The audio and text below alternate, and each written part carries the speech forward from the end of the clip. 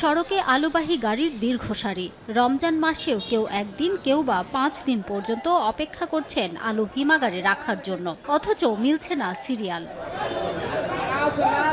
চলতি মৌসুমে আলুর বাম্পার ফলন হয়েছে জয়পুরহাট ও নওগাঁয়। তাৎক্ষণিক বাজারজাত না করে দীর্ঘদিন সংরক্ষণের আশায় হিমাগারে হুমড়ি খেয়ে পড়েছেন কৃষক। প্রতিদিন হিমাগারের বাইরে দীর্ঘ সারি তৈরি হচ্ছে আলুবাহী গাড়ির। তবে অভিযোগ উঠেছে ভাড়া বৃদ্ধি নিয়ে। কৃষক জানান, অপেক্ষা করলেও আলু সংরক্ষণ নিয়ে টালবাহানা করছে হিমাগার কর্তৃপক্ষ।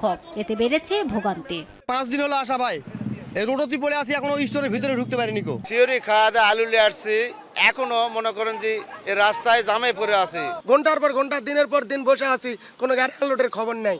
পরিবহন ও শ্রমিক মজুরি বেড়ে যাওয়ায় হিমাগারে ঢোকার আগেই কৃষককে আরেক দফা বড় অঙ্কের টাকা খরচ করতে হচ্ছে। এছাড়া বিভিন্ন অনিয়মেরও অভিযোগ কৃষকের। 24 সালে আলু রাখছিলাম 30 থেকে 40 টাকা কেয়ারিং খরচ বস্তা প্রতি, আর এবছর প্রতি বস্তায় কেয়ারিং খরচ 100 থেকে 120 টাকা। সরকার যদি কিছু সহযোগিতা করে বিদেশে আলু দেয় তাহলে কৃষক বাঁচবে, না হলে কৃষকের অবস্থা খুবই খারাপ।